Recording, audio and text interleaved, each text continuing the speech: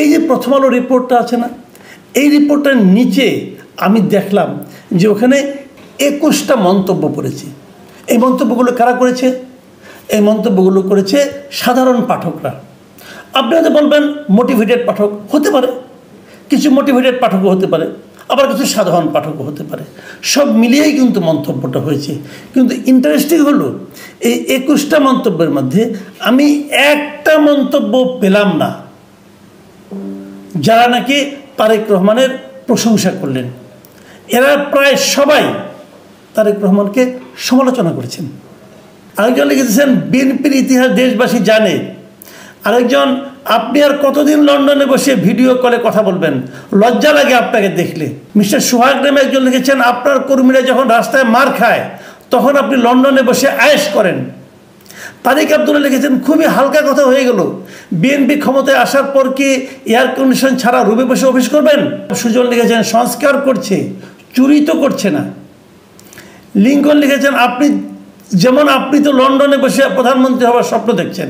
তারা তারেক রহমানের প্রতি ক্ষুব্ধ, তারা বিএনপির প্রতি ক্ষুব্ধ, বিএনপির প্রতি তারা ক্ষোভ প্রকাশ। আপনি তো বলতে পারেন বিএনপিকে আগামীতে নির্বাচনে যাওয়ার জন্য পাগল হয়ে গেছে, অথবা নির্বাচনে গেলে তারা ক্ষমতায় যাবে এরকম ভাবছে। বিষয়টা কি এত সোজা? দেশের মানুষের মন জয় করতে হবে, ভাবতে হবে। একটা প্রশ্ন কিন্তু আসবে, 8 মাস হয়ে গেল তারেক রহমান কেন এখনো এই দেশটাকে ওনার ফিরে আসার যোগ্য ভাবতে পারছেন না? কেন পারছেন না? এই প্রশ্নটা আমি করেছি, করে অনেকের কাছে বিরাট ভাজন হয়েছি। কিন্তু অনেকে আমাকে বোঝানোর চেষ্টা করেছেন। উনি বলতেছেন না নিরাপত্তাজনিত সমস্যা হইতে পারে, আবার কেউ বলছেন যে উনি আসলে পরে মানে ইলেকশনের সময় যেরকম একটা উনি আসলে ওনাকে কেন্দ্র করে একটা বিরাট জনসমর্থন হবে, উনি যদি আগেই চলে আসেন সেই জনসমর্থন তাহলে কমে যাবে। এই ধরনের উদ্ভট কথা। রবিবার মানে গতকালকে বিএনপি রাষ্ট্র কাঠামো মেরামতের রূপরেখার 31 দফা ও নাগরিক ভাবনা এই শিরোনামে তারা একটা আলোচনা সভা করেছিল এবং সেই আলোচনা সভায় ভার্চুয়ালি যুক্ত হয়েছিলেন মিস্টার তারেক রহমান, বিএনপির ভারপ্রাপ্ত চেয়ারম্যান। তিনি সেখানে অনেক কথাই বলেছেন। কি কথা বলেছেন সেখান থেকে আমি 2-1টা প্রসঙ্গ আপনাদেরকে আনব। প্রথম আলো এই রিপোর্টের, এই অনুষ্ঠানের যে রিপোর্টটা করেছে সেই রিপোর্টের শিরোনাম তারা করেছে এয়ার কন্ডিশনের ভেতরে বড় বড় দামি অফিসে বসে তারা সংস্কারের কথা বলছে তারেক রহমান। এই হলো প্রথম আলোর শিরোনাম। দৈনিক ইত্তেফাকেও আমি দেখলাম ঠিক একই শিরোনাম তারা করেছে যে এয়ার কন্ডিশনের ভেতরে বসে এগুলো করলে হবে। এখন উনি হুবহু কি বলেছেন সেটা আপনাদের একটু আমি পড়ে শোনাই। উনি বলেছেন বড় বড় জায়গায় বসে, এয়ার কন্ডিশনের ভেতরে বসে, বড় বড় দামি অফিসে বসে তারা সংস্কারের কথা বলছে। আজকে যারা সংস্কারের কথা বলছে এরা সুবিধাপ্রাপ্ত হয়ে, অর্থাৎ সরকার তাদের গাড়ি দিচ্ছে, তাদেরকে বেতন বোনাস ভাতা দিচ্ছে, তার উপর তারা বসে সংস্কারের কথা বলছে। এবং উনি আবার বলেছেন, উনি এর সঙ্গে আবার যুক্ত করেছেন, সেটা হলো যে ওনাদের বিএনপির যে সংস্কারের কর্মসূচি ছিল সেটার উনি একটা তুলনা করেছেন। তিনি বলেছেন বিএনপি এসব সুবিধার ভেতর থেকে সংস্কারের কথা বলেনি। বিএনপি যখন সংস্কারের কথা বলেছে তখন বিএনপি রাজপথে স্বৈরাচারের সাথে যুদ্ধ করছে, একদিকে আন্দোলন করছে, আর আরেকদিকে বিএনপি দেশ গঠনের চিন্তা করছে। আমি এই দুটো কথাই মোটামুটি রাখলাম, এই দুটো নিয়ে আলোচনা আমরা করব। দেখুন তারেক রহমান কিন্তু এই যে এসি রুম, এয়ার কন্ডিশন, এটা কিন্তু আসলে আবিধানিক অর্থে বলেন নাই। উনি যেটা বলতে চেয়েছেন, আমি যেটা বুঝেছি আর কি, সেটা হলো এখন যারা সংস্কার করছে তারা সুবিধাজনক অবস্থানে বসে সংস্কার করছে। কিন্তু বিএনপি যখন সংস্কারের প্রস্তাবগুলি দিয়েছিল সেই প্রস্তাবটা ছিল বিএনপির জন্য একটা প্রতিকূল অবস্থা। প্রতিকূল অবস্থাতে বসেও বিএনপি রাষ্ট্র সংস্কারের কথা চিন্তা করেছে এবং তারা অনেকগুলি দফা দিয়েছে। এই যে অনুকূল অবস্থায় বসে বলা অথবা প্রতিকূল অবস্থায় বসে বলা, এই দুটার মধ্যে পার্থক্যটা কোথায় আমি ঠিক জানি না। কারণ আমার কাছে মনে হয় যে প্রস্তাবটা কি সেটা হলো ইম্পর্টেন্ট। প্রস্তাবটা আপনার প্রতিকূল অবস্থায় বসে দিলেন নাকি অনুকূল অবস্থায় বসে দিলেন সেটা গুরুত্বপূর্ণ না। গুরুত্বপূর্ণ হলো প্রস্তাবটা কি। হ্যাঁ, আপনি এটা বলতে পারেন যে প্রতিকূল অবস্থায় বসে যখন কেউ সংস্কারের কথা বলে তখন বোঝা যায় সে কথা সে বলেছে তার হৃদয় থেকে, সে কথাটা বলেছে তার গায়ের চামড়ার উপর দিয়ে যে প্রেশারটা গিয়েছে, সেই প্রেশারটা অনুভব করে, সেই তাপটা অনুভব করে, সেই তাপ থেকে বাঁচার জন্য, পরবর্তী সময়ে সারা দেশের মানুষকে বাঁচানোর জন্য তারা ওইটা তাদের অভিজ্ঞতা জাত একটা প্রস্তাব, এটা একটা ব্যাপার হতে পারে। কাজে সেই প্রস্তাবের প্রক্রিয়াটা হয়তো একরকম হতে পারে, কিন্তু যদি কেউ আরামদায়ক জায়গা থেকেও ভালো প্রস্তাব দেয় আমার তো কোনো সমস্যা আমি দেখি না। যাই হোক, দু ধরনের প্রস্তাব।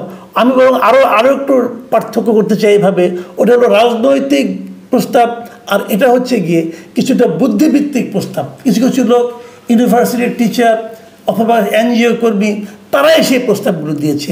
এই প্রস্তাব কতটুকু জনমানুষের সঙ্গে সম্পৃক্ত হবে, কারণ এখন যারা প্রস্তাব করেছে তারা কিন্তু অধিকাংশই জনবিচ্ছিন্ন মানুষ, বিদেশে থাকে, এনজিওগিরি করে। এনজিওরা কী করে? এনজিওরা কি জনগণের জন্য খুব কিছু করে নাকি? বরং যে টাকা মারার ধান্দায় থাকে। যাই হোক, এগুলো অনেক কিছু থাকে। কিন্তু আমি যে কথাটা নিয়ে আজকে আলোচনাটা শেষ করব এবং যে কথাটা আমি খুবই গুরুত্বপূর্ণ মনে করছি সেটা হলো এই যে প্রথম আলো রিপোর্টটা আছে না, এই রিপোর্টের নিচে আমি দেখলাম যে ওখানে 21টা মন্তব্য পড়েছে। এই মন্তব্যগুলো কারা করেছে? এই মন্তব্যগুলো করেছে সাধারণ পাঠকরা। আপনি হয়তো বলবেন মোটিভেটেড পাঠক হতে পারে, কিছু মোটিভেটেড পাঠকও হতে পারে, আবার কিছু সাধারণ পাঠকও হতে পারে, সব মিলিয়েই কিন্তু মন্তব্যটা হয়েছে। কিন্তু ইন্টারেস্টিং হলো এই 21টা মন্তব্যের মধ্যে আমি একটা মন্তব্য পেলাম না যারা নাকি তারেক রহমানের প্রশংসা করলেন। এরা প্রায় সবাই তারেক রহমানকে সমালোচনা করেছেন, বরং অন্য অর্থ এসেছে। কী অর্থ এসেছে? ওই এয়ার কন্ডিশন, তারা কিন্তু ওই শব্দটুকু ধরে তারা মন্তব্যটা করেছে। কি বলেছে আপনারা শুনেন। আমি কয়েকটা মন্তব্য আমি সবগুলি মন্তব্য আপনাদের দেখাচ্ছি, এবং যে আমি একদম মানে 3টা পার্ট করে করে এক একটা পার্টে দেখাচ্ছি, মানে সরাসরি সবগুলো নিয়েছি। কাজে কেউ যে বলবে যে আমি বেছে বেছে নিয়েছি তা না, 21টা মন্তব্য আমি দেখাচ্ছি।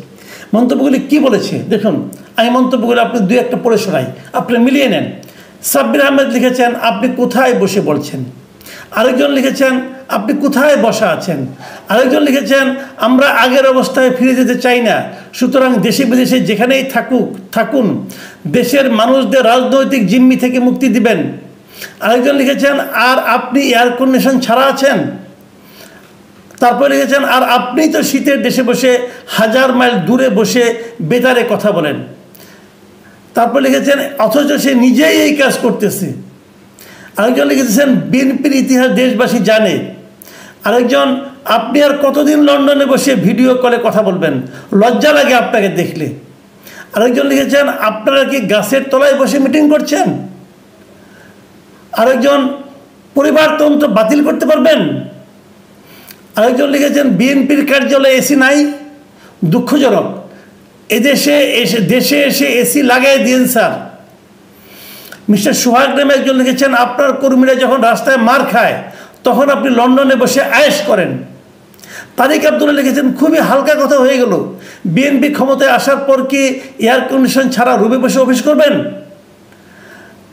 আরেকজন আননেম রিজল লিখেছেন দিন দিন আপনি উল্টাপাল্টা কথা বলা শুরু করে দিয়েছেন জনাব তারেক রহমান।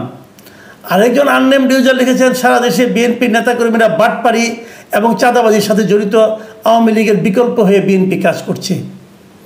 আরেকজন লিখেছেন কি করবে বলেন, দেশ তো লন্ডনের চেয়ে বেশি গরম। আরেকজন লিখেছেন 10% না দিলে আমি কিছু বলি না। আরেকজন খাইরুল ইসলাম সুজন লিখেছেন সংস্কার করছে, চুরি তো করছে না। লিঙ্কন লিখেছেন আপনি তো লন্ডনে বসে প্রধানমন্ত্রী হওয়ার স্বপ্ন দেখছেন। আরেকজন লিখেছেন আপনি কোথায় বসে আছেন জনাব। আরেকজন লিখেছেন নির্বাচিত হয়ে কী এমন করতে চান আপনারা যা এখন করা সম্ভব না, তার একটা লিস্ট দেন দেখি। এই যে মন্তব্যগুলো, এই মন্তব্যগুলো আসলে কি ইন্ডিকেট করে। আবার দেখুন ইত্তেফাকে কমেন্ট এসেছে 19টা। আমি যখন এই রেকর্ড করছি তখন আমি দেখলাম, এবং সেই 19টার মধ্যে আমার বিবেচনায় মাত্র 2টো কমেন্ট তা খুব হালকাভাবে তারেক রহমানের বক্তব্যের পক্ষে আছে। আমি মনে করি এই জায়গার থেকে একটা সিদ্ধান্তে আসতে হবে, অথবা আমি মনে করি এটা আই ওপেনার, একটা চোখ খুলে দেওয়ার মতো কিছু মন্তব্য কিন্তু এখানে লোকজন করেছে। এই প্রশ্নটা এখন দেখেন তারেক রহমান কে বলেছেন, তারা কেউ কিন্তু মূল বক্তব্যে যাচ্ছেন না, তারা অন্য লাইনে যাচ্ছেন। কেন? কারণটা হলো তারা তারেক রহমানের প্রতি ক্ষুব্ধ, তারা বিএনপির প্রতি ক্ষুব্ধ, বিএনপির প্রতি তারা ক্ষোভ প্রকাশ। আপনি তো বলতে পারেন যে এই অনলাইনে জামাত অথবা অন্যরা এরা সব ভর করেছে, এই জন্য বিএনপির কি একজনও ভর করতে পারলো না? বিএনপির কেউ কি পত্রপত্রিকা পড়ে না? বিএনপির কেউ কি কমেন্ট লেখে না? বিএনপির সবাইকে অশিক্ষিত কেন? তারা কেন কমেন্ট করছে না? তারা কোথায় কি করছে? তারা ওই যে বলা হয়ে থাকে গ্রাম অঞ্চলে লুটপাট চলছে, তারা কি লুটপাট নিয়ে ব্যস্ত? তারা কি চাঁদাবাজি নিয়ে ব্যস্ত? বিএনপিকে আগামীতে নির্বাচনে যাওয়ার জন্য পাগল হয়ে গেছে, অথবা নির্বাচনে গেলে তারা ক্ষমতায় যাবে এরকম ভাবছে? বিষয়টা কি এত সোজা? দেশের মানুষের মন জয় করতে হবে। এই যে লোকগুলো 100% কেন এই ধরনের মন্তব্য করছে, এই প্রশ্নটার জবাব কিন্তু তারেক রহমান সাহেবকে দিতে হবে। এই প্রশ্নের জবাব কিন্তু বিএনপির নেতৃবৃন্দকে দিতে হবে। কেন হচ্ছে এরকম ভাবতে হবে। একটা প্রশ্ন কিন্তু আসবে। 8 মাস হয়ে গেল, তারেক রহমান কেন এখনো এই দেশটাকে ওনার ফিরে আসার যোগ্য ভাবতে পারছেন না? কেন পারছেন না? এই প্রশ্নটা আমি করেছি, করে অনেকের কাছে বিরাট ভাজন হয়েছি, কিন্তু অনেকে আমাকে বোঝানোর চেষ্টা করেছেন। উনি বলতেছেন না, নিরাপত্তাজনিত সমস্যা হইতে পারে। আবার কেউ বলছেন যে উনি আসলে পরে মানে ইলেকশনের সময় যেরকম একটা উনি আসলে ওনাকে কেন্দ্র করে একটা বিরাট জনসমর্থন হবে, উনি যদি আগেই চলে আসেন সেই জনসমর্থন তাহলে কমে যাবে। এই ধরনের উদ্ভট কথা। আবার কেউ আস্তে আস্তে বলছেন এই দলের মধ্যেই নাকি অনেকে চান না, নানাভাবে ওনাকে বোঝাচ্ছেন আপনি আসেন না। কেন আসছেন না উনি? ভাই এটা আমি মানতে পারি না। তাহলে ওনাদেরকে বলতে হবে, তাহলে বিএনপিকে বলতে হবে কারণটা, না আসার কারণটা। আপনার জনগণের দল, জনগণ তো জানতে চায় যে ওনাদের নেতা কেন দেশে আসেন না, কেন আসেন না। এবং তার প্রতিফলন দেখতে পেয়েছেন, তার প্রতিফলন দেখেন পত্রিকার পাতায়। দর্শক কি মন্তব্য করতেছে, কেন মন্তব্য করতেছে। এই মন্তব্যগুলো যদি মাথায় নিতে না পারেন, বিবেচনায় নিতে না পারেন, এবং বিবেচনায় নিয়ে সে অনুযায়ী কাজ করতে না পারেন, তাহলে মনে রাখবেন আপনারা দিন দিন আরও দূরে সরে যাবেন। এইভাবে হয় না। আবেগ দিয়ে কেবল আমি ভালো, আপনার নেতারা শুনেন, তারেক রহমান সাহেবকে আমি বলবো, দেখেন আপনার দলের কর্মীরা, আপনার নেতারা আপনাকে তো বলবেই, তারা আপনাকে হাওয়া দিবে, ওই বাংলায় বলে পাম দেবে যে আপনি আনপ্যারালাল, আপনি আনপ্যারালাল। পৃথিবীতে কেউ আনপ্যারালাল না। আজকে যে আনপ্যারালাল, কালকে সে আনপ্যারালাল থাকবে না। জনসমর্থন ঘুরে যেতে 2 মিনিট লাগে না। এটাই সারা দুনিয়ার নিয়ম। আর বাংলাদেশের মাটি আরও আনপ্রেডিক্টেবল। মাথায় রাখতে হবে, প্রতিটা মুহূর্ত, প্রতিটা স্টেপ আপনাকে হিসেব করে নিতে হবে। এবং এমন কিছু আপনি করতে পারবেন না যার জবাব আপনার কাছে নাই। এবং যে জবাব আপনি জনগণকে দিতে পারবেন না, যদি জনগণকে কোনো জবাব আপনি না দেন, আপনি না আসার কোনো ব্যাখ্যা দিতে পারে মানুষের কাছে এখন উপস্থাপন করতে না পারেন, আমরা ধরে নেব আপনার কাছে আসলে কোনো জবাব নাই।